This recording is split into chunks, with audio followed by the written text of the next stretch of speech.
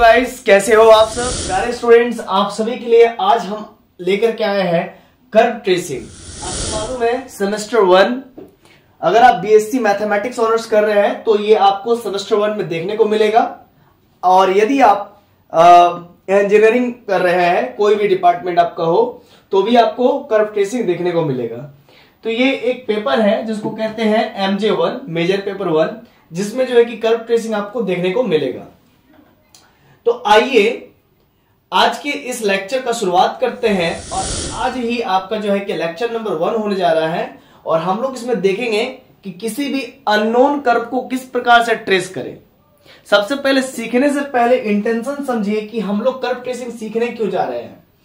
Actually में बात यह है कि सपोज कीजिए अगर हम बात करें तो ये सर्कल है ना। अगर आपसे कोई पूछे कि एक इक्वेशन लिख दे x² + y² = a² और पूछे कि इस इक्वेशन का क्या कर्व होगा, तो इस इक्वेशन को हम लोग सिंपली प्लॉट कर देंगे। ये मेरा इक्वेशन है ना। ये हम लोग कह सकते हैं कि ये मेरा सर्कल का इक्वेशन है। कोई कह दे कि y² = 4ax, x पे पॉजिटिव है तो भाई क्या होगा, ये x की तरफ क्या हो जाएगा, मुंह खुल जाएगा, तो एक राइट वर्ड पैराबोला बन गया। तो इस प्रकार के कुछ जो है कि कर्व्स के हम लोग कुछ इक्वेशंस के हम लोग कर्व को प्लॉट करने पहले से जानते हैं। इन इक्वेशंस को और इन कर्व्स को स्टैंडर्ड कर्व कहते हैं और इन इक्वेशंस को स्टैंडर्ड इक्वेशंस कहते हैं। तो ये सब हम लोग जानते ही होंगे। लेकिन अगर आपसे कोई कह दे या फिर पूछ दे कि भाई x³ + y³ = a³, भाई इसका आप ग्राफ प्लॉट करो, तो आप इसका ग्राफ कैसे प्लॉट करोगे या फिर इसका कर्व ट्रेस करो, तो आप इसका कर्व को क्यों टेस्ट करोगे और कैसे टेस्ट करोगे। क्योंकि बात नहीं है, वो एग्जाम में पूछा है तो आप लोग करोगे, लेकिन कैसे ट्रेस करोगे उसके लिए ही हम लोग जो है कि यहां पर कर्व ट्रेसिंग पढ़ने जा रहे हैं। तो देखिए, अननोन इक्वेशंस के कर्व को कैसे ट्रेस किया जाए उसके लिए हम लोग पढ़ते हैं कर्व ट्रेसिंग। और बाकी बात आप लोग को हर एक चीज मैं एकदम डिटेल्ड में हर एक चीज को पॉइंट बाय पॉइंट पढ़ाएंगे, इसीलिए आप लोग एकदम चिंतित मत होइए। जैसा जैसा पॉइंट लिखा हुआ है बस इसको आप समझते जाइए। अभी आपको एक बैग डायरेक्टली नहीं समझ में आएगा, लेकिन आपको मैं वादा करता हूं, आपसे पहले ही वादा कर लेता हूं कि क्लास के अंत तक आप लोग को कर्व को ट्रेस करना आ जाएगा। तो सबसे पहले सिमेट्रिकली चीज को समझते हैं, सिमेट्रिसिटी को समझते हैं। जैसे मेरा एक नाक है ना, ये नाक के इस तरफ जितना मेरा फेस जिस टाइप का है उसी टाइप का मेरा राइट साइड भी वही फेस है मेरा। जिस टाइप का राइट साइड में मेरा फेस है उसी टाइप का मेरा लेफ्ट साइड का भी फेस है, नाक के सिमेट्रिक में अगर बात करें तो ठीक उसी प्रकार से इस ट्राइंगल ABCD में AC जो मेडिएटर है या बाइसेक्टर है, AC लाइन के आप कह सकते हैं कि सिमेट्रिक ये मेरा ट्राइंगल है। जितना पार्ट AC लाइन के लेफ्ट वर्ड बन रहा है उतना ही पार्ट मेरा AC के राइट वर्ड बन रहा है। यानी कि ABC is symmetric for ACD and also it is true for reverse order. कहने का मतलब ACB, ये ACB ट्राइंगल देख रहे हैं या फिर ABC ट्राइंगल देख रहे हैं, वो ACD ट्राइंगल के सिमेट्रिक है। तो किस लाइन के अबाउट, तो AC लाइन के अबाउट। अब आइए आगे बढ़ते हैं। यहां पर एक ट्राइंगल बनाया हूं मैं, जरा ध्यान से देखिएगा और थोड़ा जूम कर देता हूं मैं। देखिए, ये A है, ये C है, ये D है और ये E है और ये B है। आप देख सकते हैं इस BC लाइन के जितने पार्ट लेफ्ट साइड में है, क्या उतना पार्ट राइट साइड में है? नहीं है। यहां पर ED एक्स्ट्रा आ रहा है, मतलब E एक्स्ट्रा आ रहा है, जिस वजह से यहां पर आप देख सकते हैं कंप्लीट ट्राइंगल नहीं बन पा रहा है। तो इधर जितना ट्राइंगल बन रहा है उतना इधर ट्राइंगल नहीं बन रहा है। यानी कि आप यहां पर सिंपल कह सकते हैं क्या कि ABC is not symmetric for BEDC। ABC जो ट्राइंगल है वो BEDC के सिमेट्रिक नहीं है, BC लाइन के अबाउट। अब आइए, आप कहेंगे सर आपको पढ़ाना था कर्व ट्रेसिंग, आप पढ़ा रहे सिमेट्रिसिटी फल्ला ढिकाना, ये जो आप पढ़ा रहे हैं। लेकिन आप धैर्य रखिए, आप लोग को जब तक ये सब बेसिक्स पॉइंट्स नहीं समझ में आएगा तो कुछ आगे नहीं समझ में आएगा। पहली बात, सब इंपॉर्टेंट पॉइंट्स पढ़ाने जा रहे हैं। पॉइंट्स ऑफ इंटरसेक्शन, जिस पॉइंट पर दो बिंदुएं आपस में मिले या दो रेखाएं, दो लाइंस आपस में कटती हुई नजर आए तो उसको पॉइंट ऑफ इंटरसेक्शन कहते हैं। Like this, point of intersection. ठीक है, या फिर आप कह सकते हैं ये हो गया पॉइंट ऑफ इंटरसेक्शन, जो टेंजेंशियल पॉइंट जिसको आप कहते हैं। सिमेट्रिक पॉइंट भी आपको समझाएंगे। जैसे यहां पर आप एक ट्राइंगल देखें, है ना, ए बी सी डी, तो ए पॉइंट और सी पॉइंट को सिमेट्रिक पॉइंट कहते हैं और एसी लाइन को सिमेट्रिक लाइन कहते हैं। और बाउंड्री और टेंजेंट क्या होता है? तो टेंजेंट तो आपको मालूम ही है कि क्या होता है। आइए आगे पढ़ते हैं सिमेट्रिकल अबाउट एक्स एक्सिस। देखिए स्टूडेंट्स, ये एक्स डैश है, ये एक्स है, ये वाई है, ये वाई डैश है। तो एक्स डैश और एक्स के अबाउट देखिए आप देख सकते हैं सिमेट्रिकल अबाउट एक्स एक्सिस, जितना पार्ट एक्स के ऊपर बन रहा है उतना पार्ट एक्स के नीचे बन रहा है, तो इसी को कहते हैं सिमेट्रिकल अबाउट एक्स एक्सिस। तो देखिए आप देख सकते हैं इधर भी और इधर भी देख सकते हैं, ठीक है ना। पहले आप इसको नोट कीजिए इतना।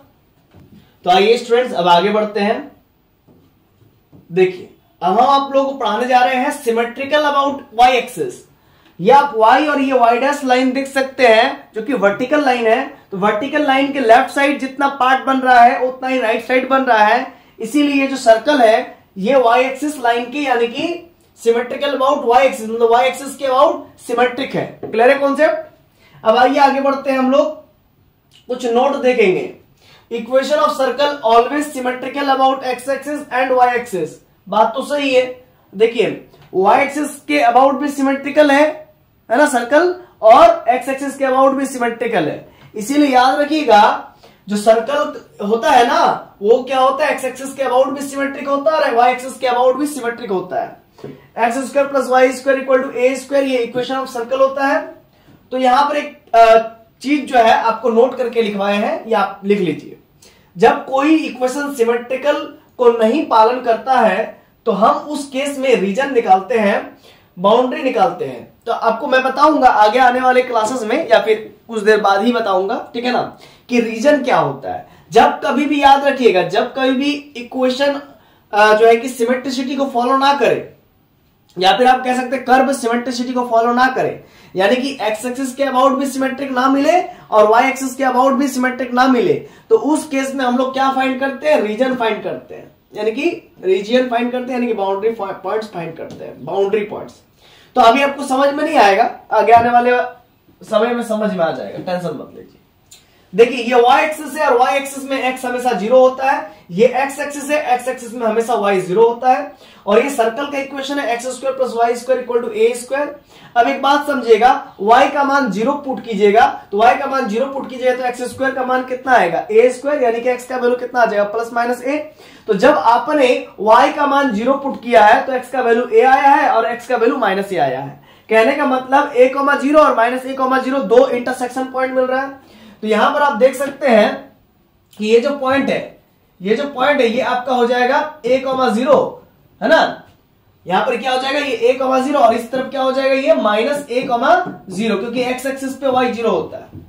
अब ये वाला समझिएगा, यहां पर y एक्सिस पे x 0 होता है, तो जैसे ही आप X square plus Y square equal to A square देख रहे हैं और x का मान यहाँ पर 0 पुट कर दीजिएगा, तो यहाँ पर जैसे 0 पुट कीजिएगा तो y स्क्वायर का मान आ जाएगा a स्क्वायर, यानी कि y का मान आ जाएगा प्लस माइनस a। तो आपने जब x का मान 0 पुट किया तो y का मान a आया, और x का मान जब 0 पुट किया तो y का मान माइनस a आया, मतलब x के 0 के लिए 2 वैल्यू आ रहा है। तो कुल मिलाकर के ये वाला जो पोर्शन होगा 0, प्लस a हो जाएगा और ये 0, माइनस a हो जाएगा। तो इस प्रकार के इसके बाउंड्री पॉइंट को हम लोग फाइंड आउट कर लिए हैं। आइए आप आगे बढ़ते हैं। तो आप कहेंगे कि सर आपको कर्व ट्रेसिंग कराना था लेकिन आप बेसिक इतना चीज क्यों बता रहे हैं। तो भाई बहुत सारे ऐसे बच्चे होते हैं जिनको ये सब नहीं मालूम होता है, और अभी जो आपको मैं बता रहा हूं तो आपको लग रहा है कि सर ये क्या बता रहे हैं। तो देखिए विश्वास मानिए ये बहुत इंपॉर्टेंट चीज है। अगर आप ये सब समझेंगे नहीं बेसिक टर्म्स को तो आपको आगे कुछ नहीं समझ में आएगा। ये एकदम लिख के ले लीजिए। देखिए ये जो लाइन है, ये जो आपको दिख रहा है, ये सीधा तिरछा लाइन दिख रहा है, किसके अबाउट सिमेट्रिक है ये पूछ रहा है। देखिए y इक्वल टू एक्स है, तो ये जानते हैं कितना एंगल बना रहा है, 45 डिग्री एंगल बना रहा है। आप बोलेगा कैसे सर। तो देखिए y equal to M X plus C, ये स्ट्रेट लाइन का इक्वेशन होता है। यदि लाइन थोड़ा सा यहां से पार करे और ये जो है कि इसको कहते हैं y इंटरसेप्ट, ये जो c इतना जो डिस्टेंस बना है ना यहां तक, लॉजिक समझेगा, ये जो c जो इतना डिस्टेंस बना है यहां से यहां तक, इसको कहते हैं y इंटरसेप्ट। क्या कहते हैं, y इंटरसेप्ट। इसका कोऑर्डिनेट हो जाता है 0,c, क्योंकि y एक्सिस पे तो x हमेशा 0 ही रहेगा, तो इसका कोऑर्डिनेट होता है 0,c। इसको कहते हैं y इंटरसेप्ट, क्योंकि y पे कटा है। और इस इक्वेशन ये जो स्ट्रेट लाइन जा रहा है ना, इस स्ट्रेट लाइन का इक्वेशन होता है y equal to mx plus c। अब c आप जैसे जैसे बदलेंगे ये ऊपर नीचे होते रहेगा, ये थोड़ा ऊपर हो जाएगा थोड़ा नीचे हो जाएगा, सब तो आप पढ़ के आए होंगे क्लास 11-12 में, ठीक है, नहीं भी पढ़े तो कोई बात नहीं। अब जरा समझिएगा बच्चों, अगर हम y इक्वल टू ये देखिए y equal to mx plus c का मान 0 कर देंगे तो y इक्वल टू सिर्फ और सिर्फ mx हो जाएगा। ऐसे स्थिति में याद रखिएगा, ऐसे स्थिति में ये ऑरिजिन से पास करता है। जब भी c का मान 0 देखे तो y equal to mx type का इक्वेशन देखे आप, y इक्वल टू 2x देख लीजिए आप, y इक्वल टू 7x देख लीजिए, y इक्वल टू -3x देख लीजिए, तो ऐसा इक्वेशन क्या होता है, ऑरिजिन से पास करता है, याद रखिएगा। अब यहां पर देखिए, आप कंपेयर कीजिए, y इक्वल टू क्या है, x है तो m के जगह पर 1 हो गया, तो m के जगह पर 1 है, तो मैंने बोला 45 डिग्री बनेगा, तो m का मतलब होता है स्लोप, m का मतलब स्लोप कौन बतलाता है, tan थीटा, तो tan थीटा का मान हो गया 1, तो 1 कब होता है स्टूडेंट, tan π/4 पर होता है, तो थीटा का मान कितना हो गया स्टूडेंट, थीटा का मान हो गया π/4, तो कुल मिलाकर के ये कितना डिग्री एंगल बनाते हुए इसको पार करेगा, π/4 यानी कि 45 डिग्री एंगल बना करके। क्लियर हो गया कॉन्सेप्ट। तो ये जो y equal to x line है ना, ये किसके अबाउट सिमेट्रिकल है, मतलब सर्कल जो है ना इसके अबाउट सिमेट्रिकल है। आप देख सकते हैं जितना पार्ट ऊपर में बन रहा है, देखिए जितना पार्ट इस y equal to x line के ऊपर बन रहा है, जितना पार्ट इस y equal to x line के ऊपर बन रहा है, उतना ही पार्ट इस y equal to x line के नीचे भी बन रहा है। बोलिए गलत बोल रहे हैं, बोलिए गलत बोल रहे हैं। ये y equal to x line के ऊपर जितना बन रहा है स्टूडेंट, उतना ही area y equal to x line के नीचे बन रहा है। ये y equal to x line के ऊपर जितना एरिया बन रहा है, उतना ही area y equal to x line के नीचे बन रहा है। आई होप आपको बातें समझ में आ गई होगी। तो ये y equal to x line के अबाउट जो है कि मेरा सर्कल क्या है, सिमेट्रिक है। तो यानी कि सर्कल x एक्सिस के अबाउट भी सिमेट्रिकल होता है, y एक्सिस के अबाउट भी सिमेट्रिकल होता है और y equal to x line के अबाउट भी सिमेट्रिकल होता है। दैट इज ये line circle y equal to x के अबाउट सिमेट्रिक है, ये circle straight line y equal to x के अबाउट सिमेट्रिक है। क्लियर है कॉन्सेप्ट। अब आइए आगे बढ़ते हैं, कुछ रूल्स देखेंगे। यहीं से आपका जो है कि क्लास मेन क्लास स्टार्ट होता है। Rules for tracing A Cartesian curve. देखिए जब कभी भी हम बात करें कार्टेशियन कर्व तो समझिएगा कि हम लोग बात करने जा रहे हैं y और x एक्सिस पर। किस पर बात करेंगे, y एक्सिस पर और x एक्सिस पर। तो ये कार्टेशियन कर्व कहने का मतलब क्या होता है, कोऑर्डिनेट एक्सिस पे। कोऑर्डिनेट एक्सिस कहने का मतलब y और x दोनों को मिलाकर के कहते हैं कोऑर्डिनेट एक्सिस। तो कोऑर्डिनेट, जब कभी भी हम लोग कोऑर्डिनेट एक्सिस पर किसी भी ग्राफ को प्लॉट करने की बात करें या किसी भी कर्व को प्लॉट करने की बात करें तो उसको कहते हैं कार्टेशियन कर्व। फिर से एक बार समझ लीजिए, जब कभी भी किसी भी कर्व को या ग्राफ को आप किसी भी कोऑर्डिनेट एक्सिस पे यानी कि एक्स और वाई पे आप प्लॉट करते हैं तो इसी प्रोसेस को कहते हैं कार्टेशियन कर्व्स। कॉन्सेप्ट क्लियर है। तो बस इतना हो गया।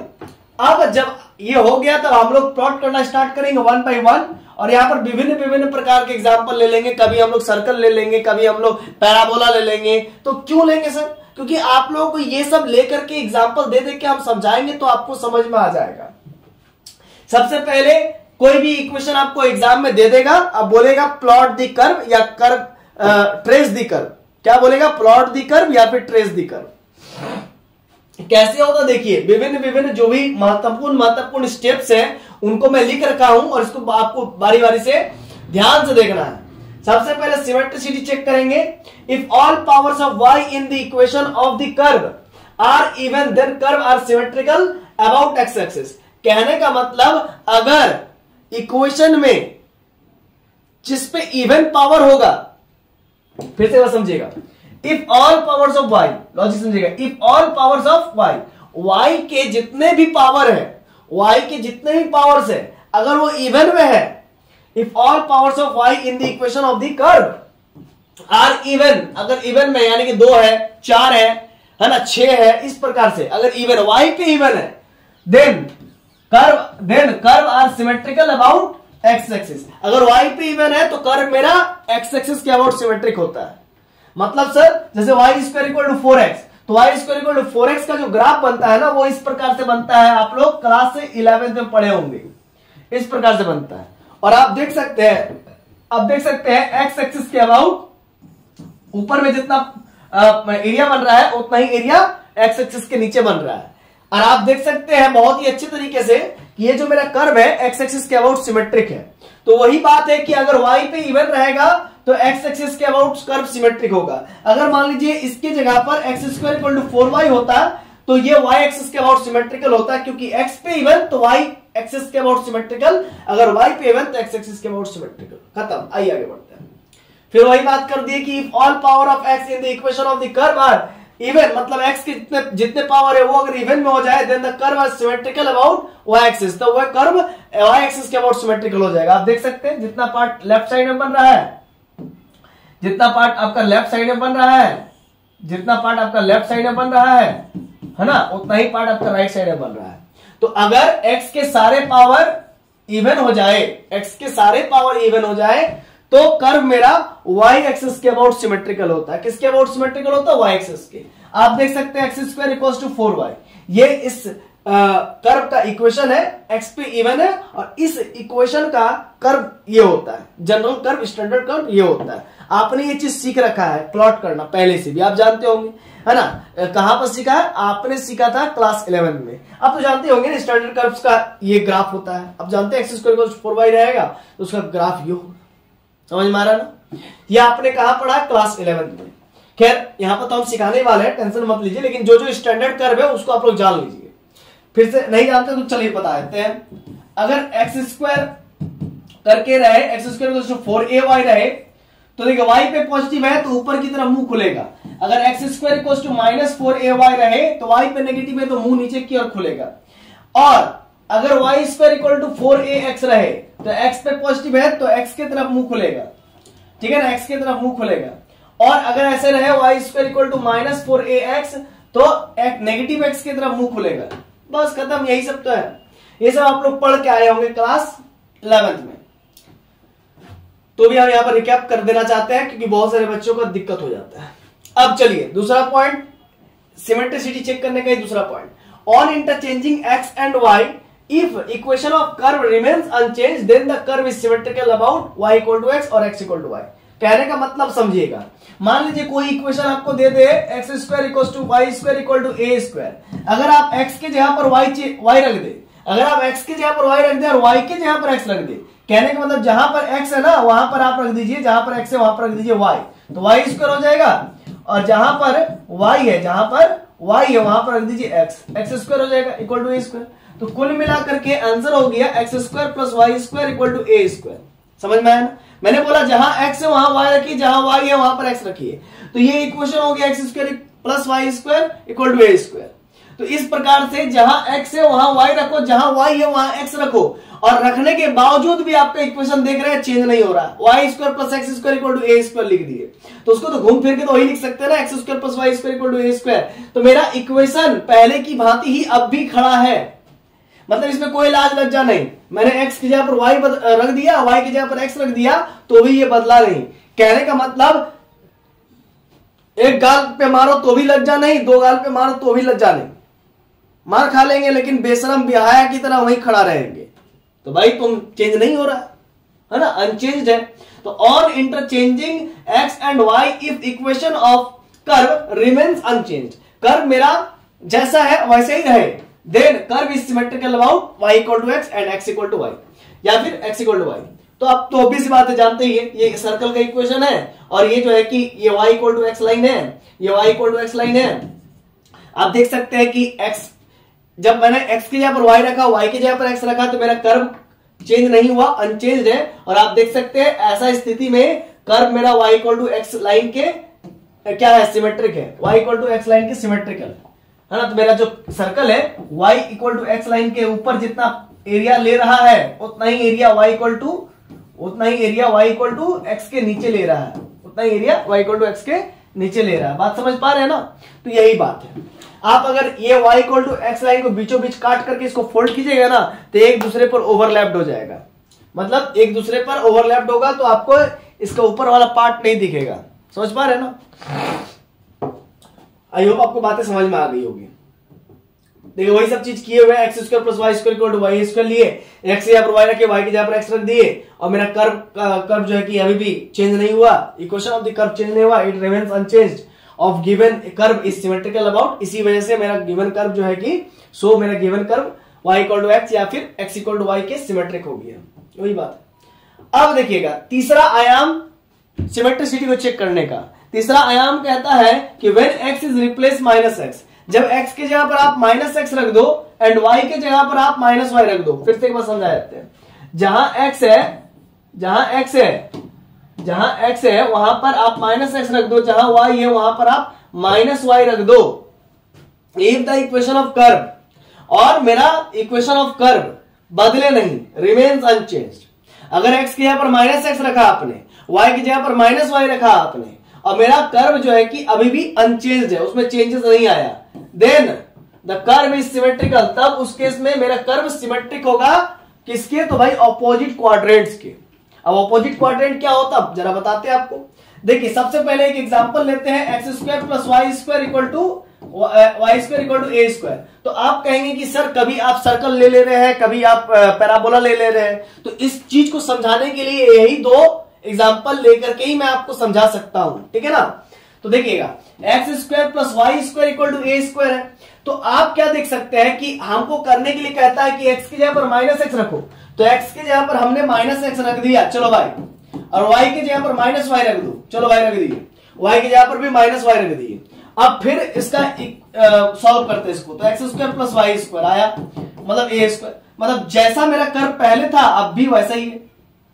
यदि x की जगह पर माइनस एक्स रखे, y की जगह पर माइनस वाई रखे, और उसके बावजूद भी मेरा कर्व रिमेन्स अनचेंज्ड है, मतलब मेरा कर्व जैसा पहले था अभी भी वैसा ही है, तो उस केस में कहेंगे मेरा कर्व जो है कि सिमेट्रिकल है ऑपोजिट क्वाड्रेंट के अबाउट। अब ये ऑपोजिट क्वाड्रेंट क्या होता है? इसको कहते हैं फर्स्ट क्वाड्रेंट और इसको कहते हैं थर्ड क्वाड्रेंट। थर्ड तो वन का ऑपोजिट क्वाड्रेंट हो गया थर्ड, वन का ऑपोजिट क्वाड्रेंट कौन हो गया? थर्ड क्वाड्रेंट हो गया, और इसको कहते हैं सेकेंड क्वाड्रेंट और इसको कहते हैं फोर्थ क्वाड्रेंट। तो टू का सेकेंड क्वाड्रेंट का ऑपोजिट क्वाड्रेंट हो गया फोर्थ क्वाड्रेंट।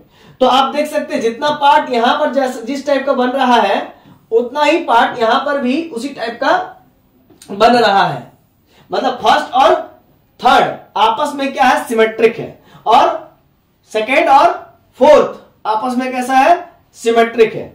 तो वही बोलता है जब कभी भी x की जगह पर माइनस एक्स और y की जगह पर माइनस वाई रख they given equation of curve में, और वो बदले नहीं, रिमेन्स अनचेंज रहे, तो उस केस में वो मेरा कर्व किसके अबाउट सिमेट्रिकल होता है? तो ऑपोजिट क्वाड्रेंट्स के अबाउट। आई होप आपको बातें समझ में आ गई होगी। और ये जो मैंने पॉइंट इंटरसेक्शन पॉइंट्स लिखा है उसको मैंने पहले ही बता रखा है कि ये 0,a कहां से आया, 1,0 कहां से आया, -a,0 कहां से आया, 0,-a कहां से आया। ये 0 और 0 लिखे, ये इंटू लिखे, समझिएगा। 0 मतलब कि इधर जितना एरिया बन रहा है उसी प्रकार का इधर उतना ही एरिया बन रहा है, यानी कि फर्स्ट क्वाड्रेंट में जो एरिया बन रहा है वो एज इट इज थर्ड में बन रहा है, और सेकंड में जो बन रहा है वो एज इट इज फोर्थ में बन रहा है। अब आइए इसी चीज को मैंने यहां पर करके दिखाया है कि एक्स की जगह पर माइनस एक्स, वाई की जगह पर माइनस वाई, तो ये रिमेन्स अनचेंज्ड है, ठीक है। अब इसके बाद ये पूरा कंप्लीट। अब हम लोग चौथे पॉइंट पर चलते हैं, step to trace the curve, मतलब कर्व को कैसे ट्रेस करें उसके लिए स्टेप बता रहे हैं। तो चौथा स्टेप क्या है? ऑरिजिन एंड टेंजेंट, मतलब मेरा कर्व कहां से पास करेगा। हम चेक करना चाहते हैं कि मेरा कर्व ऑरिजिन से तो पास नहीं कर रहा है, और याद रखिएगा स्टूडेंट, अगर मेरा कर्व ऑरिजिन से पास करेगा तो टेंजेंट भी ऑरिजिन पे ही चेक करेंगे।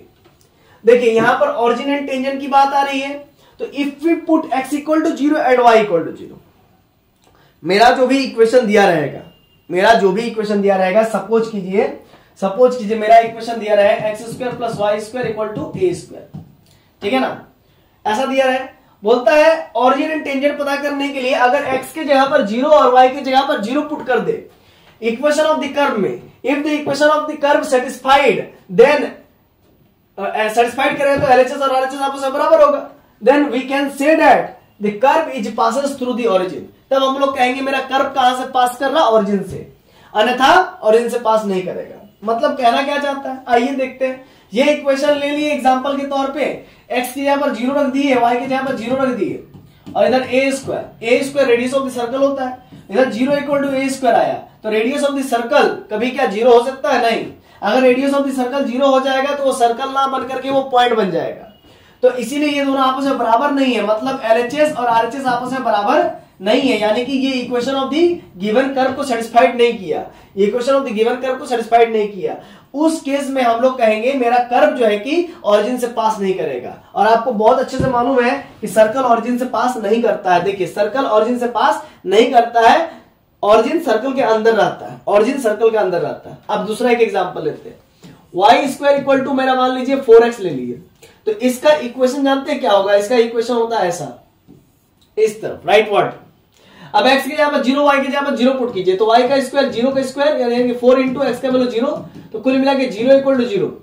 तो 0 इक्वल टू 0 मतलब LHS में जितना पार्ट आया उतना ही RHS में भी आया, यानी कि सेटिस्फाइड कर गया। और जब सेटिस्फाइड करता है तो कर्व मेरा ओरिजिन से पास करता है, और आप देख सकते हैं कि यहाँ पर ओरिजिन से ही पास कर रहा है।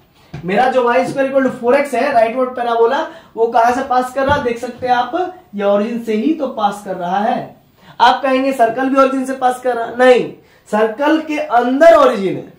सर्कल ओरिजिन से पास किया हुआ रहता तो वो इस प्रकार से बना हुआ रहता, समझ पा रहे ना?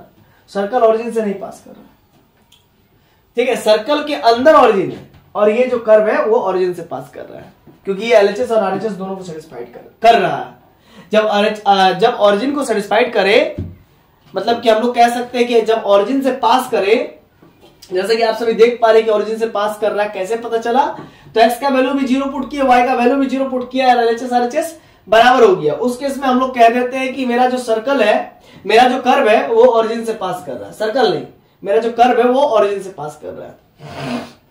और याद रखिएगा फ्रेंड्स, जब कहीं भी सर्कल या कोई भी कर्व, ऐसा बोलना अच्छा रहेगा कि जब कहीं भी कोई भी कर्व ओरिजिन से पास करे तो उस केस में टेंजेंट ओरिजिन पे ही मिलता है। क्या मैंने बोला? टेंजेंट ओरिजिन पे ही मिलता है, या टेंजेंट ओरिजिन पे ही होता है। जब कोई भी कर्व ओरिजिन से पास करे तो टेंजेंट ओरिजिन पे ही होता है, टेंजेंट ओरिजिन पे ही होता है। आप देख सकते हैं ये जो मेरा कर्व है ये कहां से पास कर रहा है? ओरिजिन से पास कर रहा है ना, ठीक है। अब टेंजेंट निकालना सिखाते हैं, देखिए समझिएगा। इसके बाद जैसे हमको पता चल गया कि ओरिजिन से पास कर रहा है, तो अब टेंजेंट निकालेंगे। To get the equation of tangent, अब हमें इक्वेशन ऑफ टेंजेंट चाहिए। क्या चाहिए? इक्वेशन ऑफ टेंजेंट चाहिए। तो उसके लिए एट ओरिजिन पे चाहिए, उसके लिए इक्वेट टू 0 से इक्वेट करना पड़ेगा the coefficient of lowest degree term. तो अब बताइए y square equals to 4x में लोएस्ट डिग्री टर्म कौन है? एक तरफ कर लीजिए पहले, y square minus 4x equal to 0, तो लोएस्ट डिग्री टर्म कौन है? तो 4x है, यानी कि x के पावर 1, वही तो लोएस्ट डिग्री है। यानी कि माइनस 4x को किससे हम लोग इक्वेट करेंगे? किसके कोफिशिएंट को करना चाहिए? To get the equation of the tangent at origin equate to 0 the coefficient of lowest degree term. तो उसके कोफिशिएंट को लोएस्ट डिग्री टर्म से इक्वेट करना होगा। तो चलिए, लोएस्ट डिग्री टर्म कौन हो गया? x हो गया, है ना। -4 का कोफिशिएंट कौन हो गया? x हो गया। तो lowest degree term x to the power 1 हो गया। इसको 0 से हम लोग क्या करेंगे? कंपेयर करेंगे, है ना, 0 से इक्वेट करेंगे। To get the equation of tangent at origin पे ही अगर आपको टेंजेंट चाहिए, क्योंकि ओरिजिन से ही मेरा कर्व पास हो रहा है, इक्वेट टू 0 से इक्वेट कीजिए the coefficient of lowest degree term. तो y स्क्वायर माइनस 4x में लोएस्ट डिग्री टर्म कौन है? तो x टू द पावर 1। तो उसको 0 से इक्वेट किए तो x इक्वल टू 0 किसका इक्वेशन होता है? तो y एक्सिस का इक्वेशन होता है, यानी कि y एक्सिस ही टेंजेंट बन जाएगा एट द ओरिजिन। क्या ये बात सत्य है? एकदम सत्य है। देखिए ये y एक्सिस है बच्चों, ये y एक्सिस है, और y एक्सिस को हम लोग कहते हैं x equal to 0। y axis को क्या कहते हैं? x इक्वल टू 0 कहते हैं। और आप देख सकते हैं टेंजेंट कहां पर है? ओरिजिन पे ही टेंजेंट है, और कहीं नहीं, ओरिजिन पे ही तो टेंजेंट है। कहां पर टच कर रही है? कर्व तो कहां पर टच कर रही है? कर्व तो मेरा ओरिजिन पे टच कर रही है। देखिए ओरिजिन पे ही टच करके निकल रही है, छू करके निकल रही है। तो ओरिजिन पे ही टेंजेंट बन रहा है, y एक्सिस का। समझ गए? आप कहेंगे कि नहीं सर, ये जो फाड़ के निकल रहा है ना, ये भी तो एक टेंजेंट है। हम बोलेंगे कि मूर्ख हो तुम, जो फाड़ के निकलता है उसको ओरिजिन नहीं कहते, उसको नॉर्मल कहते हैं। तो ये नॉर्मल हो जाएगा ना। आपने नहीं पढ़ा है tangent and normal? Class 12th में पढ़ाई होगा ना। तो जो छू के निकले उसको टेंजेंट कहते हैं, जो फाड़ के निकले उसको नॉर्मल कहते हैं। ठीक है, आई होप आपको बातें समझ में आ गई होगी। अब आइए आगे बढ़ते हैं स्टूडेंट्स। तो इस प्रकार से हम लोग पुट पार्ट किए, x का मान y 0 और y का मान 0 पुट किए, और हमारे पास जो है कि LHS और RHS आपस में बराबर आ गए, यानी कि सेटिस्फाइड हो गया equation. Then we can able to say that yes curve is passes through the origin and also curve and also the tangent is at origin। समझ में आया ना? तो मेरा टेंजेंट कहां पर बन गया? ऑरिजिन पर बन गया।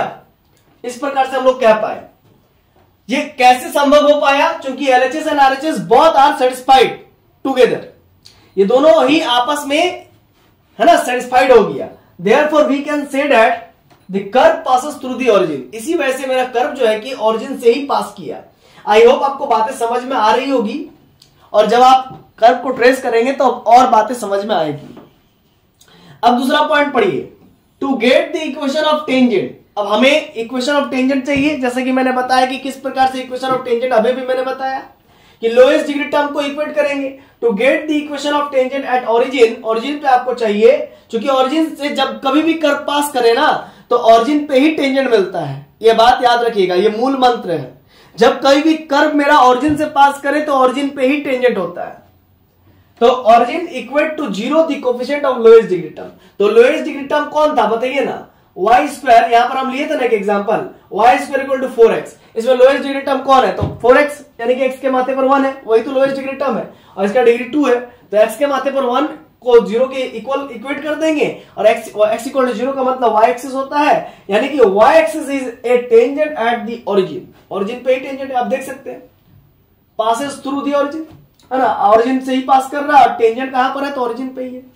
चलिए, आई होप आपको बातें समझ में आ गई होगी।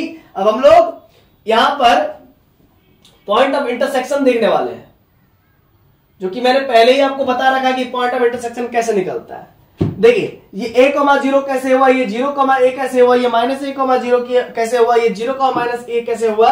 तो ये सारे के बारे में मैंने पहले से आपको डिस्कस कर रखा है कि भाई x इक्वल टू 0 रखेंगे ना, अगर x, चलो पहले y इक्वल टू 0 रखते हैं। अगर y इक्वल टू 0 रखेंगे तो x square equal to a square आएगा, यानी कि x इक्वल टू +-a। तो कुल मिलाकर के यहां पर आप देख सकते हैं कि x इक्वल्स टू +-a आया, तो +a,0 इधर होगा, ये -a,0 इधर होगा। अब y इक्वल टू 0 रखेंगे तो x स्क्वायर इक्वल्स टू आपको क्या मिलेगा? a square. तो फिर x इक्वल टू +-a आएगा आपका। अब चूंकि y एक्सिस पे पॉइंट ऑफ इंटरसेक्शन चाहिए, तो आप y इक्वल टू 0 रख दीजिए, है ना, सॉरी x इक्वल टू 0 रख दीजिए, क्योंकि y एक्सिस पे आपका x 0 होता है, y एक्सिस पे आपका x 0 होता है, इसीलिए जैसे ही आप x इक्वल टू 0 पुट कीजिएगा तो y स्क्वायर इक्वल टू आपको +-a मिलेगा, और y का वैल्यू आपको एक बार +a और एक बार -a मिला, यानी कि 0,a 0,-a। तो दो को पॉइंट ऑफ इंटरसेक्शन मिल गया, 0,a एंड 0,-a। तो यहां पर फिर उसी चीज को लिखा हूं मैं कि put x equal to 0 to get intersection point on y axis. अगर आप x का मान 0 पुट करते हैं तो आपको y एक्सिस पे पॉइंट ऑफ इंटरसेक्शन मिलेगा। क्या मैंने बोला कि अगर आप x का मान 0 पुट करते हैं तो पॉइंट ऑफ इंटरसेक्शन आपको y एक्सिस पे मिलेगा। देखो ना रे बाबा, देखो अगर आपने x इक्वल टू 0 पुट किया, देखो हम करके दिखाते हैं, देखो x square plus Y square equal to A square है ना। अगर आप x का मान 0 पुट कीजिएगा तो y स्क्वायर इक्वल टू आपको मिलेगा ए स्क्वायर, तो y बराबर +-a, यानी कि x का मान एक बार 0 लेते हैं, है ना, एक बार x का मान 0 लेते हैं तो y का वैल्यू +a, और x का मान फिर 0 लेते हैं तो y का वैल्यू -a। तो आप देख सकते हैं, यहां तक तो क्लियर है। तो आप देख सकते हैं x ये 0,a ऊपर हो जाएगा और ये 0,-a नीचे हो जाएगा। अब आपको बातें समझ में आ रही होगी। चलिए, ये पॉइंट ऑफ इंटरसेक्शन हमने पता कर लिया। तो वही कहता है कि to get the point of intersection on y axis put x equal to 0, and to get the point of intersection in y axis, in नहीं होगा, on x axis put y equal to 0। Very simple. अब हम लोग एसिम्पटोट्स की बात करेंगे। एसिम्पटोट्स कैसे निकालते हैं? देखिए, एसिम्पटोट्स का मतलब क्या होता है? अनंत स्पर्शी, जो अनंत पे जाकर के कर्व को टच करे। तो an asymptotes is a straight line which touches the given curve at infinity but it is not itself at infinity. ये मैंने आपको जब एसिम्पटोट्स पढ़ा रखा था तो उस समय मैंने बताया था, क्या बताया था स्टूडेंट्स, कि देखिएगा अगर एसिम्पटोट्स बनाना है तो आपको ओपन कर्व लेना है सबसे पहली बात, और ओपन कर्व ले करके देखिए ये कहां पर जाके टच होगी, हम कह रहे हैं कि इन्फिनिटी कमा इन्फिनिटी पर जाके टच होगी, यही तो एसिम्पटोट्स है। जो टेंजेंट का ही बड़ा भाई एसिम्पटोट्स, जो कि कर्व को इन्फिनिटी कमा इन्फिनिटी पर टच करे, या इन्फिनिटी कमा माइनस इन्फिनिटी भी हो सकता है, या फिर minus infinity comma minus infinity भी हो सकता है, या फिर इन्फिनिटी कमा माइनस इन्फिनिटी हो सकता है। बहुत सारे केसेस, 4 केसेस बन सकते हैं।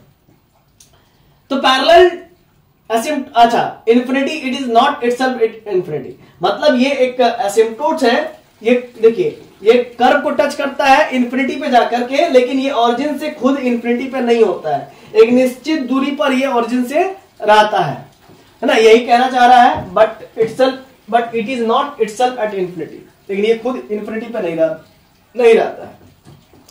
अब हम लोग पैरेलल एसिम्पटोट्स के बारे में जानते हैं और ऑब्लिक एसिम्पटोट्स के बारे में जानते हैं कि एसिम्पटोट्स कैसे निकालते हैं, पैरेलल एसिम्पटोट्स कैसे निकालते हैं। पैरेलल एसिम्पटोट्स को कई बार रेक्टेंगुलर एसिम्पटोट्स भी कहते हैं, है ना, और आप लोग को मैं बता दूं हाइपरबोलिक एसिम्पटोट्स भी कहते हैं, ठीक है। तो पैरेलल एसिम्पटोट्स निकालने की पहले बार हम लोग कोशिश करते हैं, जब नहीं निकलता तो ऑब्लिक निकालते हैं। पैरेलल 2 प्रकार के होते हैं, एक y एक्सिस के पैरेलल होते हैं, एक x एक्सिस के पैरेलल होता है। y एक्सिस के पैरेलल हो तो हम लोग कहते हैं पैरेलल टू y एक्सिस एसिम्पटोट्स, अगर x एक्सिस के पैरेलल हो तो कहते हैं पैरेलल टू x एक्सिस एसिम्पटोट्स। एसिम्पटोट्स के क्लासेस में मैंने एसिम्पटोट्स से रिलेटेड सारे डाउट्स मैंने आपका क्लियर कर रखा है, और अगर आपको एसिम्पटोट्स में डाउट है कि सर हमको एसिम्पटोट समझा दीजिए, तो बाबू ये कर्व ट्रेसिंग हो रहा है, यहां पर संभव नहीं है, तो सर हम लोग कैसे करें, तो पहले एसिम्पटोट्स देखा हो तो सर कहां से देखेंगे, डिस्क्रिप्शन में लिंक डाल देंगे, देख लियो, ठीक है ना। वो दूसरे के चैनल में पढ़ाए थे, पैसा कोड़ी दिया था तो वहां पर पढ़ा दिए थे, ठीक है, तो वहां वाला जो है कि लिंक डाल देंगे। कोई दूसरा जगह हम पढ़ाते थे E2E क्लासेस में, अभी भी पढ़ाते ही है, उनके लिए भी कुछ रिकॉर्ड कर देते हैं, अपना तो होता ही है ना। तो खैर टेंशन नहीं है, कुछ उधर मिल जाएगा, कुछ इधर मिल जाएगा। अब सामने वाला भी तो भाई दोस्त है अपना, तो कहता नहीं कहते हैं, है ना, क्योंकि भाई हमसे बड़े हैं, है ना। अब प्लस एक यूनिवर्सिटी के रजिस्ट्रार भी है ना, तो एक यूनिवर्सिटी के रजिस्ट्रार भी है, तो उनका बात तो मानना ही पड़ेगा। तो अब उनका जो वहां पर वीडियो डालेंगे तो यहां पर तो डालेंगे नहीं, अपने चैनल पे डालेंगे नहीं, तो वहां का भी कुछ वीडियो देख लिया कीजिए आप लोग भी, उनका चैनल का भी, ठीक है ना। चलिए अब पैरेलल एसिम्पटोट्स, तो पैरेलल एसिम्पटोट्स पढ़ा रहे थे, आपको थोड़ा बहुत ज्ञान दे दिए थे कि पैरेलल एसिम्पटोट्स कैसे निकालते हैं कैसे नहीं निकालते, वो तो आप लोग जानते ही है, तो भी मैं एक बार बता दूं। Parallel asymptotes, to get the parallel asymptotes the x axis के अबाउट पैरेलल, मतलब कि देखिए इस प्रकार से ये आपको y एक्सिस के अबाउट पैरेलल एसिम्पटोट्स है। अगर मान लीजिए कुछ इस प्रकार से बात रहता तो ये x एक्सिस के अबाउट पैरेलल एसिम्पटोट्स रहता, ये वाला लाइन जो जा रहा है x एक्सिस के अबाउट पैरेलल एसिम्पटोट्स बनता है। To get the parallel asymptotes the x axis के अगर आपको पैरेलल एसिम्पटोट्स चाहिए इक्वेट टू 0, किसको भाई, the coefficient of highest degree of x axis के कोएफिशिएंट जो भी रहेगा उसको x का जो भी हाईएस्ट डिग्री रहेगा फिर उसका कोएफिशिएंट देखेंगे, उसको 0 से इक्वेट करेंगे, अगर वो ट्रू हो जाए तो फिर मिल जाएगा, नहीं ट्रू होगा तो फिर नॉट डिफाइन कह देंगे, ठीक है। लेकिन याद रखिएगा कोएफिशिएंट कांस्टेंट नहीं होना चाहिए, कोएफिशिएंट कांस्टेंट होगा तब तो फिर एग्जिस्ट ही नहीं करेगा। आइए फिर आगे बढ़ते हैं। अब मान लीजिए टू गेट हमको y एक्सिस के अबाउट पैरेलल एसिम्पटोट्स चाहिए, लॉजिक समझिएगा। To get asymptotes parallel to y axis, अगर y एक्सिस के अबाउट पैरेलल एसिम्पटोट्स चाहिए इक्वेट टू 0, उसको 0 से इक्वेट कीजिए, किसको, y के हाईएस्ट डिग्री को। अब सर आप जो है कि बोल दे रहे हैं, बता नहीं रहे एग्जांपल लेकर, अरे लो x cube plus y cube equal to a cube, ऐसा इक्वेशन है। तो एक्स का हाईएस्ट डिग्री कितना 3, तो 1 इक्वल टू 0, ये संभव है, नहीं है, ये फॉल्स है ना। एक्स का हाईएस्ट डिग्री क्या 3 है, उसका कोएफिशिएंट 1 है, तो 1 इक्वल टू 0, ये संभव है, नहीं, फॉल्स है। ये फॉल्स हो गया तो नॉट सेटिस्फाइड। हमको किसके अबाउट चाहिए था, to get the parallel asymptotes to y axis the coefficient of highest degree of y, तो y का ही हाईएस्ट डिग्री देखेंगे। अगर आपको पैरेलल टू x एक्सिस एसिम्पटोट्स चाहिए तो x का हाईएस्ट डिग्री देखेंगे, उसका कोएफिशिएंट देख करके उसको 0 से इक्वेट करेंगे। अगर फॉल्स आ जाए तो हम कहेंगे there is no any parallel asymptotes, है ना, there is no any parallel to x axis asymptotes, मतलब एक्स एक्सिस के अबाउट कोई भी पैरेलल एसिम्पटोट्स यहां पर एग्जिस्ट नहीं करता है। ठीक उसी प्रकार से y एक्सिस के अबाउट अगर आपको पैरेलल एसिम्पटोट्स चाहिए तो y के हाईएस्ट डिग्री को देखिए, हाँ भाई 3 है, और उसका कोएफिशिएंट देखिए, हाँ भाई 1 है। हो सकता है अगर माइनस हो जाए तो -1 हो जाए, तो इसका हाईएस्ट डिग्री देख के उसका कोएफिशिएंट को देख करके उसको 0 से इक्वेट करते हैं। और अगर आप देख सकते हैं -1 क्या कभी 0 के बराबर होता है? नहीं ना होता है, फॉल्स हो गया। तो इस केस में ये भी फॉल्स हो गया। तो इस केस में जब भी कभी फॉल्स आ रहा है, नॉट सेटिस्फाइड हो रहा है, तो कहेंगे हम लोग कि भाई y एक्सिस के अबाउट भी पैरेलल एसिम्पटोट्स नहीं है। समझ गए? तो सर कभी कभी तो हो सकता है, तो कभी कभी कैसे होगा? तो होगा ना, अरे कभी तो पहले पहले गम था, चलो गाना बाद में गाना, पहले तो बता दो। और ये x into y cube equal to a cube, तो रे बाबू x का हाईएस्ट कोएफिशिएंट कौन है? 3, तो उसको तो हम लोग 1 हाईएस्ट डिग्री कितना? 3, तो 3 का coefficient 1 equal to 0 not possible, इसीलिए there is no any parallel asymptotes about x axis. अब अगर हमको y के पैरेलल अगर पैरेलल एसिम्पटोट्स चाहिए तो y का हाईएस्ट डिग्री देखना पड़ेगा 3, और उसका कोएफिशिएंट है x, है ना, तो x को 0 से इक्वेट करेंगे, तो x को तो 0 से इक्वेट कर ही सकते हैं। तो x इक्वल टू 0 का मतलब y एक्सिस इज एसिम्पटोट्स, है ना, तो मिल गया ना y एक्सिस एसिम्पटोट्स, तो मिल गया y के पैरेलल एसिम्पटोट्स। तो इस प्रकार से हम लोग काम को अंजाम देते थे। कब? जब हम लोग एसिम्पटोट्स पढ़ते थे तब। तो इससे पहले एसिम्पटोट्स ही मैंने पढ़ा रखा है, वीडियो का लिंक डिस्क्रिप्शन में दे देंगे। और एक बात यहां पर नोट कीजिएगा, इट इज नॉट नेसेसरी, ये जरूरी नहीं है that every curve has parallel asymptotes, हर एक कर्व के पास पैरेलल एसिम्पटोट्स रहे, ये जरूरी नहीं है ना। किसी कर्व के पास ऑब्लिक रहेगा, ऑब्लिक एसिम्पटोट्स, जो कि ना तो एक्स एक्सिस के अबाउट पैरेलल होगा ना तो वाई एक्सिस के अबाउट पैरेलल होगा। अब आप लोग बोलेंगे कि सर कहां से नया नया जो है कि वर्ड ढूंढ ढूंढ के ला रहे हैं, ऑब्लिक तो पैरेलल एसिम्पटोट्स तो कुछ ही। तो बाबू आप लोग पढ़ेंगे नहीं तो हम क्या करेंगे? अपना माथा फोड़ ले। आप पढ़ के आइए पहले एसिम्पटोट्स, है ना, नहीं एसिम्पटोट्स पढ़े हैं तो फिर काहे के लिए पढ़ रहे हैं? जाइए, है ना, पहले एसिम्पटोट्स पढ़िए, नहीं तो कुछ नहीं समझ में आएगा, है ना। कमेंट सेक्शन में कमेंट कर रहे हैं, वीडियो लाइव है, हम बार बार जो है कि क्लास स्टार्ट करने से पहले आप लोगों को बोल दिए थे कि आप लोग जो है कि करके आइएगा। अभी लाइव वीडियो में 600 बच्चा है, 600 बच्चा में किसको किसका हम लोग डाउट क्लियर करते रहेंगे प्रीवियस वीडियो का? बताइए। आप लोग पहले जब कभी भी हम लाइव कर रहे हैं तो आप लोग इससे पहले पढ़ेंगे कि नहीं पढ़ेंगे? एसिम्पटोट्स आप लोगों का सिलेबस में है कि नहीं है? हाँ सर है। तो जब है तो आपको हम कंप्लीट कराए हैं कि नहीं कराए? हाँ करा दिए। तो करा दिए तो उसको पहले कर लीजिए ना, एसिम्पटोट्स आप पहले कर लीजिए, बात मानिए। डिस्क्रिप्शन में लिंक दिया हुआ है, नहीं किए तो कर लीजिए, और कर लिए तो भी एक बार जाके रिवीजन कराइए। हो सकता है आप भूल गए होंगे, कुछ भुला गएंगे तो फिर देख लीजिए, और नहीं भुलाए तो फिर कोई दिक्कत नहीं है, तब आप हमारे साथ कंटिन्यू कर सकते हैं। अब ओब्लिक कोई बोलेगा ओब्लिक एसिम्पटोट्स, हाँ सर ओब्लिक एसिम्पटोट्स क्या होता है?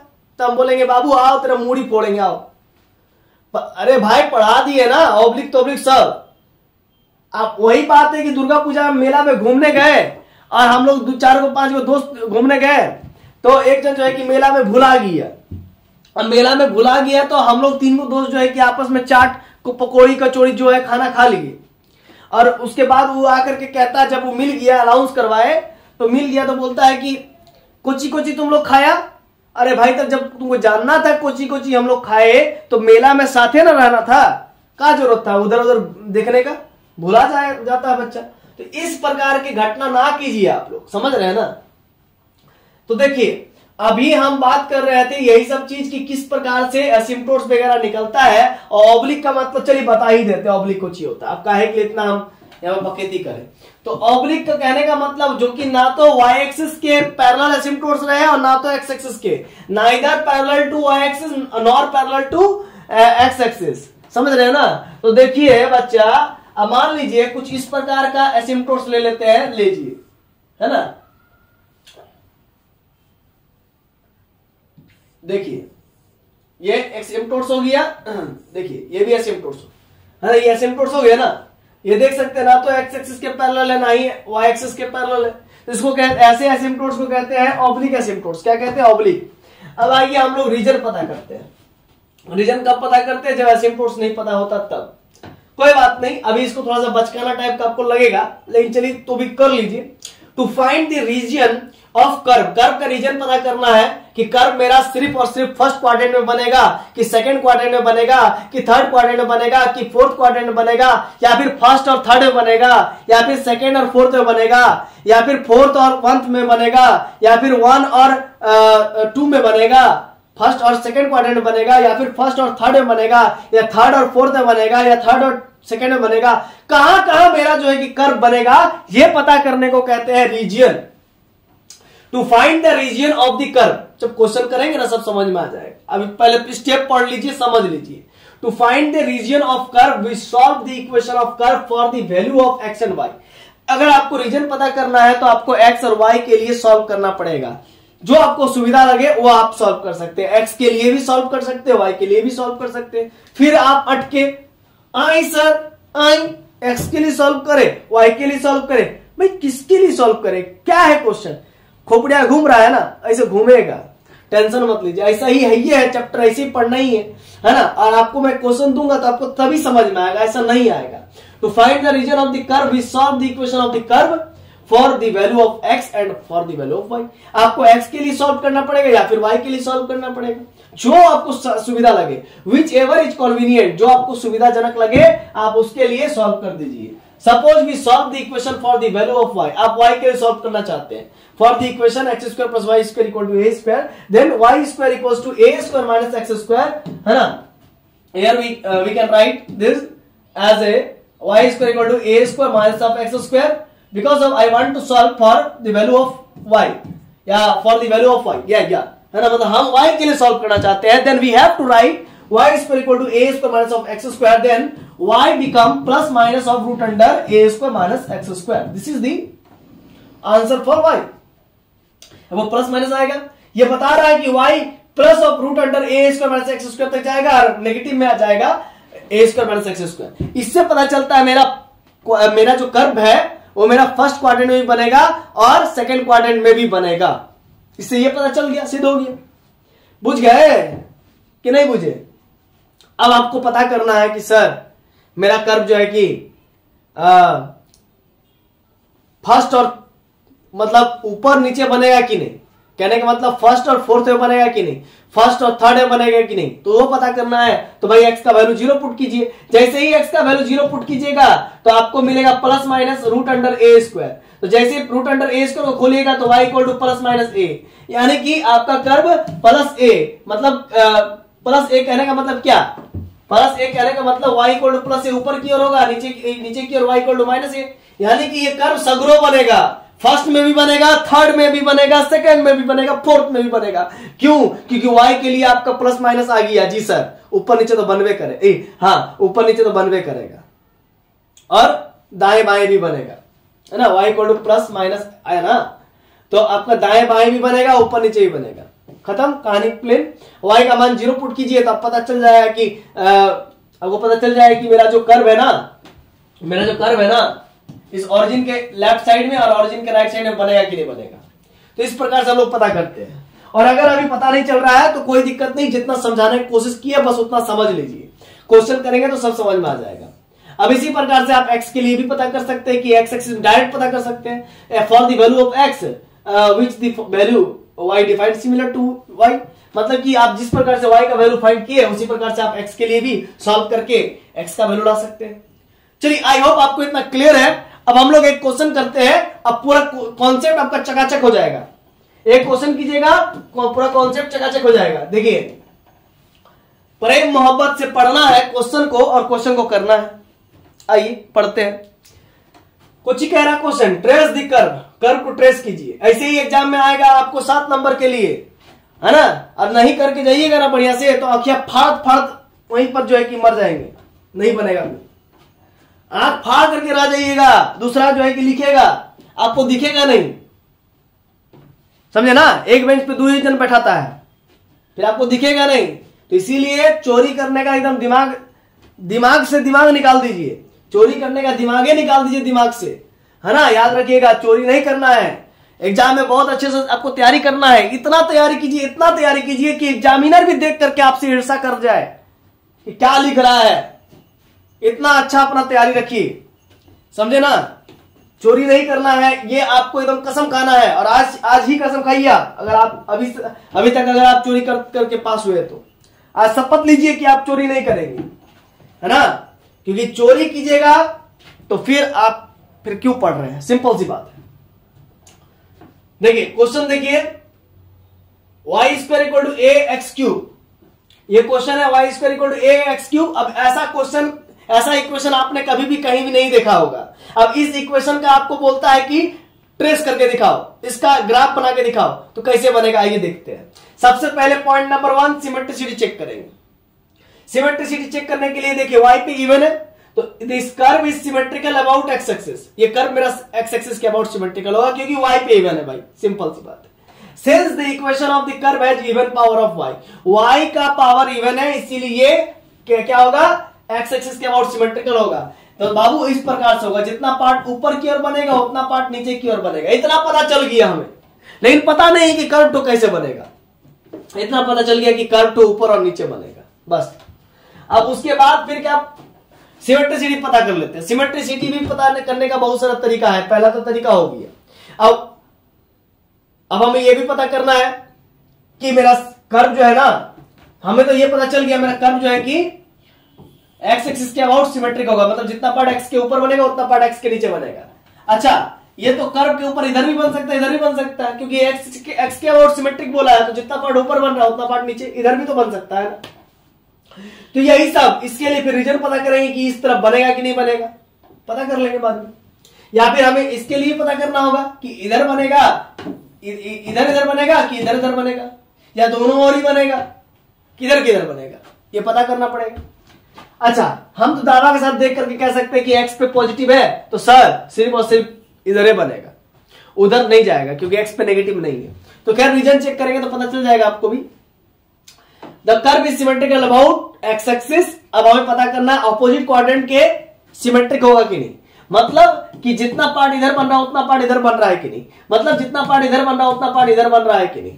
तो सर ये तो पहले ही फेल हो गया, क्योंकि ऐसा करने के लिए हमको ये करना पड़ता है कि x के जगह पर -x पुट करना पड़ता है और y के जगह पर -y पुट करना पड़ता है, और मेरा कर्व अनचेंज्ड रहे, तभी जाके हम लोग कहते हैं कि मेरा कर्व जो है कि ऑपोजिट क्वाड्रेंट के अबाउट सिमेट्रिकल होगा। तो सर x के जगह पर आप नेगेटिव पुट कीजिएगा ना, तो यहां पर नेगेटिव मुंह फाड़ के निकल जाएगा, क्योंकि x पे ऑड है, इसीलिए हम लोग x पे नेगेटिव पुट करेंगे और y पे नेगेटिव पुट करेंगे, तो मेरा कर्व चेंज हो जाएगा, इसीलिए ये ऑपोजिट क्वाड्रेंट के अबाउट सिमेट्रिक नहीं होगा। अब हमें पता करना है बॉस, क्या पता करना है कि y equal to x line के अबाउट सिमेट्रिक है कि नहीं। तो उसके लिए y equal to x line के अबाउट सिमेट्रिक कहने का मतलब, जैसे कि मेरा सर्कल होता है ना, जैसे कि मेरा circle y equal to x line के अबाउट सिमेट्रिक होता है ना जी, circle y equal to x line के अबाउट सिमेट्रिक होता है ना। तो ये कैसे होता है, चूंकि x की जगह पर y रख देते हैं और y की जगह पर x रख देते हैं सर्कल में, उसके बावजूद भी वो अनचेंज रहता है। इसीलिए इसी प्रकार से यहां पर भी रख के देखिए, y की जगह पर x रख दीजिए, x की जगह पर y रख दीजिए, तो मेरा कर्व तो बदल जाएगा, चेंज हो जाएगा। इसीलिए ये कर्व मेरा y equal to x axis, y equal to x line के अबाउट सिमेट्रिकल नहीं होगा। इस प्रकार से हम लोग कई आयाम चेक कर रहे हैं सिमेट्रिसिटी का। तो सिमेट्रिसिटी के कई आयाम चेक करने के बाद भी हमें पता चला कि ये जो कर्व है वो सिर्फ और सिर्फ जो है कि एक्स एक्सिस के अबाउट सिमेट्रिकल होगा। आइए इतना पता करने के बाद ऑरिजिन एंड टेंजेंट में मूव करते हैं। ऑरिजिन एंड टेंजेंट पता करने के लिए सबसे पहले x का मान 0 पुट करते हैं, y का मान 0 पुट करते हैं। तो अगर आप y का मान 0 पुट कीजिएगा, x का मान 0 पुट कीजिएगा, करके देखिए ना, तो LHS और RHS आपस में बराबर आ जाएगा। y का वैल्यू 0 और x का वैल्यू 0 पुट कीजिएगा तो LHS RHS दोनों बराबर आ जाएगा। इसीलिए हम लोग कह सकते हैं कि मेरा कर्व जो है कि ऑरिजिन से ही पास करेगा। अब इतना कन्फर्म है कि मेरा कर्व जो है कि ऑरिजिन से पास करेगा, ऑरिजिन से पास करेगा, ऑरिजिन से, है ना। ऐसे भी हो सकता है, ऐसे भी हो सकता है ना, कैसे भी हो सकता है। जो पार्ट ऊपर बनेगा वो पार्ट नीचे ही बनेगा, बुझ गए ना, कैसे भी टाइप का हो सकता है। ऑरिजिन से पास करेगा बोला, अब इधर भी तो हो सकता है, हालांकि एक्स पे पॉजिटिव है इसीलिए उधर नहीं हो रहा है, लेकिन वो तो रीजन चेक करने के बाद ही पता चलेगा ना। तो देखिए ऑरिजिन एंड टेंजेंट पता करेंगे।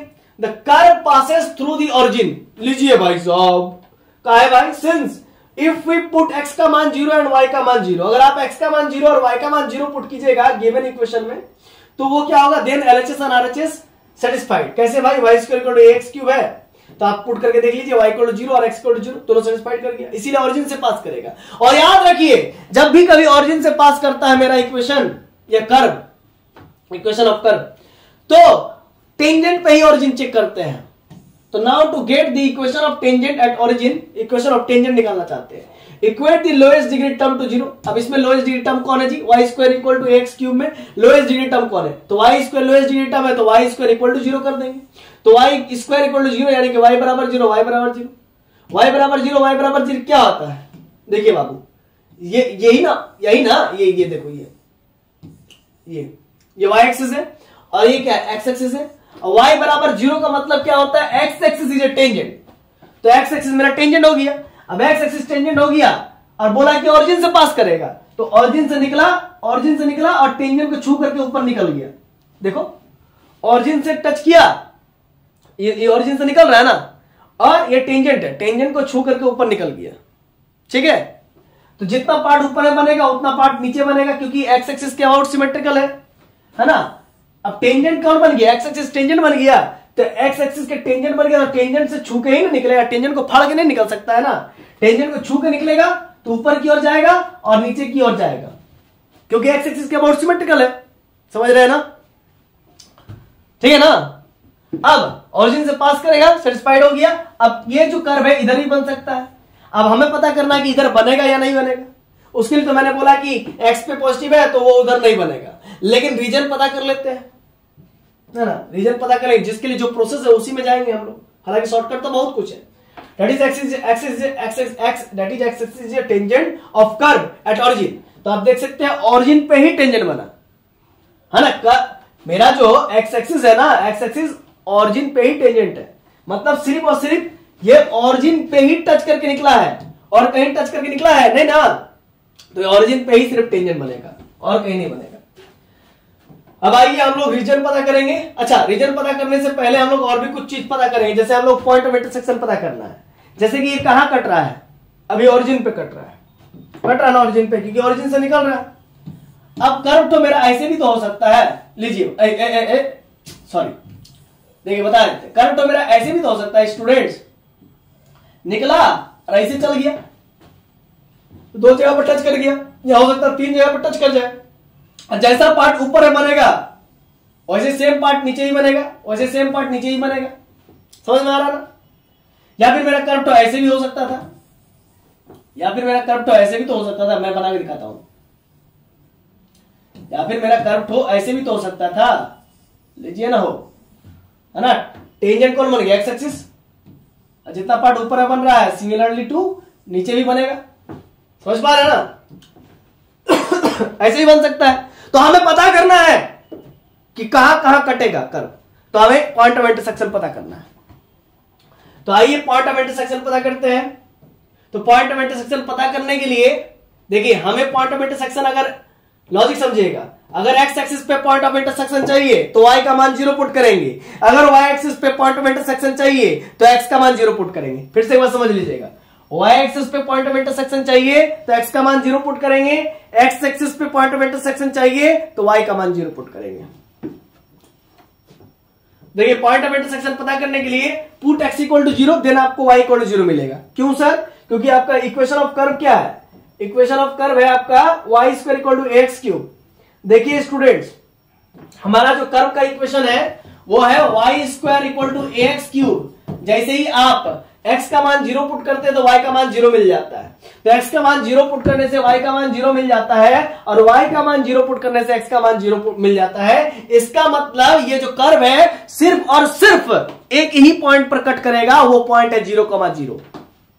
It means that curve not cut any point on x axis and y axis except 0,0। मतलब x और y axis में 0,0 को छोड़ करके और कहीं नहीं कटेगा, है ना, कहने का मतलब। यानी कि ये मेरा यहीं पर कटेगा, मतलब इस प्रकार से ऊपर की ओर रहेगा और इस प्रकार से नीचे की ओर रहेगा। अच्छा, कर्व तो मेरा इधर भी बन सकता है, इधर भी बन सकता है, क्योंकि अभी रीजन पता नहीं किया तो बन ही सकता है, लेकिन मैंने बताया कि x पे पॉजिटिव है इसीलिए वो उस तरफ नहीं जाएगा। खैर वो तो शॉर्टकट ट्रिक है, वो एग्जाम में आप लोग नहीं लगा सकते क्योंकि नंबर काट लेगा। तो अब हम लोग एसिम्पटोट्स पता करते आइए। एसिम्पटोट्स पता करने, the curve has no any parallel asymptotes. Check करते हैं पैरेलल एसिम्प्टोट्स है कि नहीं। तो y स्क्वायर इक्वल टू क्या है भाई, ax क्यूब। अब देखिए इसको एक तरफ कर लेते हैं, एसिम्प्टोट्स पता करने के लिए एक तरफ कर लेते हैं, इक्वल टू 0। तो y का हाईएस्ट कोएफिशिएंट 2, आप y एक्सिस के पैरेलल एसिम्प्टोट्स चाहिए तो y का हाईएस्ट कोएफिशिएंट देखते हैं, हाईएस्ट डिग्री देखते हैं, उसका कोएफिशिएंट देखते हैं 1, यहां पर 1 है ना, 1 इक्वल टू 0 कर देते हैं। ये फॉल्स है, यानी कि y एक्सिस के पैरेलल एसिम्प्टोट्स एग्जिस्ट नहीं करेगा। फिर x एक्सिस के पैरेलल एसिम्प्टोट्स पता करने के लिए x का हाईएस्ट डिग्री देखते हैं, 3 आया है, और उसका कोएफिशिएंट देखते हैं -a है, तो -a कोई ना कोई कांस्टेंट होगा, उसको 0 से इक्वेट कर रहे हैं, यानी कि a के जगह पर आपका 2 रख देंगे, 3 रख देंगे, कुछ ना कुछ तो वैल्यू होगा ना सर, तो रख देंगे तो वो 0 के इक्वल होगा क्या, नहीं ना, नहीं होगा, यानी कि नॉट पॉसिबल, ये भी नॉट पॉसिबल है ना, नॉट पॉसिबल यानी कि फॉल्स, यानी कि मेरा कर्व सेटिस्फाइड नहीं किया, मतलब ये जो चीज है सेटिस्फाइड नहीं किया, यानी कि एक्स एक्सिस के पैरेलल भी कोई एसिम्प्टोट्स एग्जिस्ट नहीं करेगा। समझ में आया कि नहीं आया बात। अब कहेंगे कि पैरेलल एसिम्प्टोट्स तो नहीं एग्जिस्ट किया सर, रेक्टेंगुलर एसिम्प्टोट्स तो नहीं किया, अब ऑब्लिक एसिम्प्टोट्स निकाल दीजिए। तो भाई साहब ऑब्लिक निकालेंगे, तो ऑब्लिक निकालने के लिए क्या करते हैं, ऑब्लिक निकालना मैं आपको सिखाऊंगा नेक्स्ट क्वेश्चन में। सर इसी में क्यों नहीं सिखाएंगे, पहली बात एक बात जान लीजिए, इस इक्वेशन में ऑब्लिक एसिम्प्टोट्स एग्जिस्ट नहीं करेगा, तो सर अगर एग्जिस्ट कर जाता तो सर कैसे हम लोग निकालते सर, अरे करता तो ना निकालते, तो सर आप बताइए कैसे यहां पर एग्जिस्ट नहीं करेगा। देखिए एक ही क्वेश्चन में सब हौच-पौच कर देंगे ना, तो आप भी हौच-पौचा जाइएगा, है ना, तो इसीलिए वो दूसरा क्वेश्चन में ही उसको लेकर के आएंगे, ऑब्लिक एसिम्प्टोट्स का केस भी लेकर के आएंगे, लेकिन दूसरा क्वेश्चन में, है ना। सर इसमें क्यों नहीं, अरे बाबा जितना पढ़ा रहे उतना पढ़ो नहीं यार, हमको ना मालूम है हम कैसे पढ़ाएंगे, हम टीचर है कि तुम टीचर है, हम प्रोफेसर है कि तुम प्रोफेसर है, बताओ। इसीलिए हम जैसे पढ़ा रहे हैं वैसे पढ़ो, नेक्स्ट क्वेश्चन में तुमको हम बताएंगे कि ऑब्लिक एसिम्प्टोट्स कैसे निकलता है। समझ में आ रहा कि नहीं आ रहा, विश्वास रखिए, विश्वास पे ही धरती टिका हुआ है, समझे ना, विश्वास पे। अब बोलेगा साइंस है, अरे साइंस है, मानते साइंस है, पृथ्वी अगर जो है कि विश्वास ना करे सूर्य के गुरुत्वाकर्षण पर, और गुरुत्वाकर्षण जो है सूर्य का गुरुत्वाकर्षण पृथ्वी के गुरुत्वाकर्षण पर विश्वास ना करे, तो क्या ये धरती टिक सकती है, नहीं टिक सकती है। तो इसीलिए विश्वास जरूरी है, विश्वास करना सीखो। जानते हो माइकल फ्राडे बड़ा मूर्ख इंसान था, बड़ा मूर्ख बच्चा था, बहुत मूर्ख बच्चा था, उसका जो है कि डायरी में लिख करके स्कूल वालों ने भेज दिया कि आपका बेटा सबसे मूर्ख है, हम इसको पढ़ा नहीं सकते, हमारा स्कूल इसे पढ़ा नहीं सकता है। उसकी मां उसका डायरी उनकी मां देखी, और देखने के बाद वो बहुत रोने लगी, और रोने के बाद जब माइकल फ्राडे ने उनकी मां को देखा ना, तो माइकल फ्राडे से पूछा, माइकल फ्राडे ने अपने मां से पूछा कि मां आप रो क्यों रही है डायरी देख करके। उस समय बच्चा था माइकल फ्राडे, तो वो पढ़ने नहीं जानता था, तो मां बोली कि बेटे आपके डायरी में आपके प्रिंसिपल ने लिखे है कि आप दुनिया का सबसे ब्रिलियंट स्टूडेंट हो, आपको पढ़ाने के लिए उनके पास वैसे शिक्षक नहीं है, टीचर नहीं है स्कूल में, इसीलिए आपको दूसरे स्कूल ले जाने के लिए मुझे कहा है।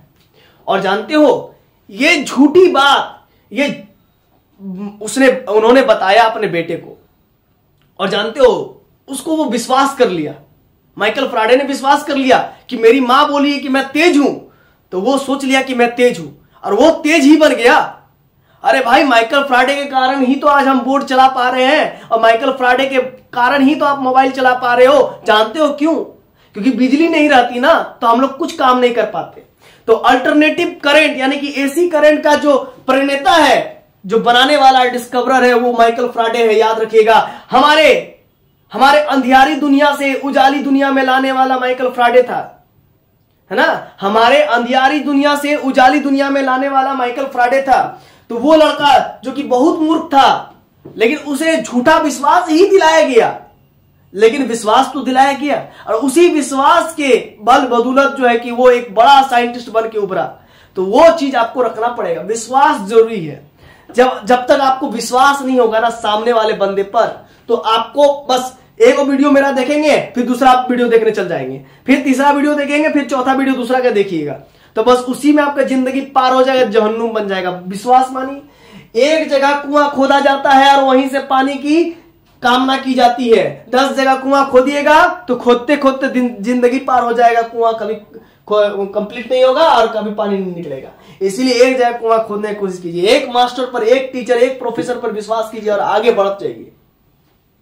ठीक है, तो आइए आगे बढ़ते हैं, ज्यादा ज्ञान की बातें नहीं करेंगे, नहीं तो आपको दिमाग से उड़ जाएगा। तो पॉइंट ऑफ इंटरसेक्शन पता करने के लिए x का मान 0 पुट करेंगे तो y का मान 0 आया, y का मान 0 पुट करेंगे तो x का मान 0 आया। यानी कि मेरा कर्व और सिर्फ कहां पर कट कर रहा है, 0,0 पर कट कर रहा है और कहीं नहीं कट करेगा। अब एसिम्पटोट्स पता किया था भाई, एसिम्पटोट्स है नहीं, अब रीजन पता करते हैं। Solve the equation for the value of y। अब y के लिए सॉल्व करेंगे तो y square equal to x cube है, तो y बराबर क्या हो जाएगा, स्क्वायर है तो उधर आ जाएगा रूट अंडर x क्यूब।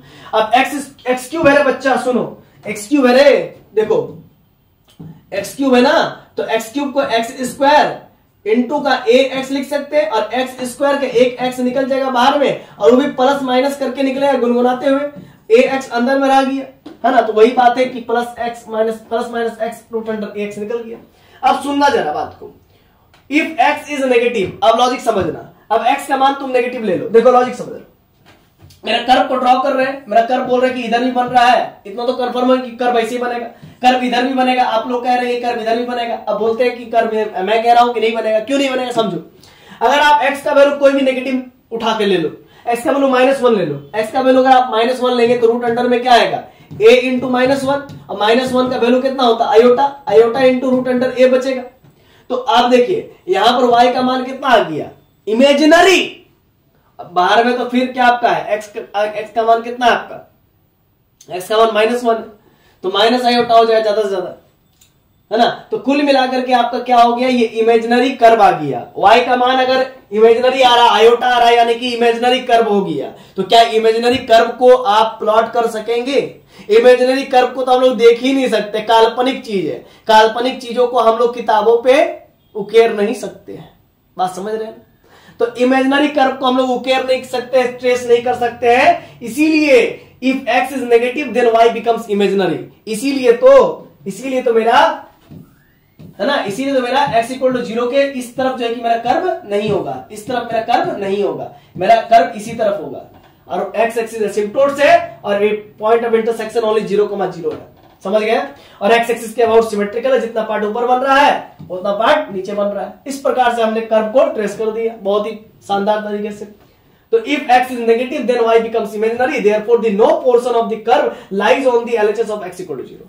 अब x इक्वल टू 0 कहने का मतलब सर देखिए सर, ये y एक्सिस है ना, तो y एक्सिस को हम लोग x इक्वल टू 0 भी कहते हैं। तो x यहां पर देखिए, ये आपका x इक्वल टू 0 है ना, तो x इक्वल टू 0 के इस तरफ जो है कि मेरा कर्व लाई नहीं करेगा, मेरा x इक्वल टू के RHS में ही कर्व लाई करेगा, मतलब x इक्वल टू 0 के LHS में लाई नहीं करेगा। Therefore the no portion of the curve lies on the LHS of x equal to 0। I hope आपको बातें समझ में आ गया। अब thus we trace the curve as follows, इस प्रकार से हमने कर्व को ट्रेस कर दिया, ठीक है। here x axis, here x axis, ये x axis है ना, here x axis is a tangent at the origin, origin पे टेंजेंट बन रहा है, ध्यान दीजिएगा, origin पे टेंजेंट बन रहा है। here x axis is a tangent of the curve, also curve is symmetrical about x axis, और कर्व मेरा x axis के अबाउट भी सिमेट्रिकल है। खत्म, पूरा कंप्लीट हो गया। इस प्रकार से हमने आज की इस वीडियो लेक्चर में आपको कॉन्सेप्ट समझाया, प्रोसीड्यूर समझाया, है ना, किस प्रकार से बनता है, और साथ ही आपको एक कर्व को ट्रेस करके भी दिखला दिया। आई होप आपको बातें समझ में आ गई होगी। तो मिलते हैं नेक्स्ट वीडियो लेक्चर नंबर 2 में, जहां पर एक और नया कर्व ट्रेसिंग सिखाएंगे और वहां पर भी आप लोग बहुत कुछ सीख पाएंगे। इसी आशा कामना के साथ कि आप लोग वीडियो बहुत एंजॉय किए होंगे, बहुत आप लोग इंफॉर्मेटिव लगा होगा, है ना। अगर इसी प्रकार के वीडियो आप हमारा देखना चाहते हैं तो चैनल को आप सब्सक्राइब जल्द से जल्द कर दीजिए, बेल आइकन को हिट कर दीजिए और अपने दोस्तों के बीच शेयर कर दीजिए, ताकि हमारा मनोबल जो है कि दिन दुगनी रात चौगुनी बढ़ सके।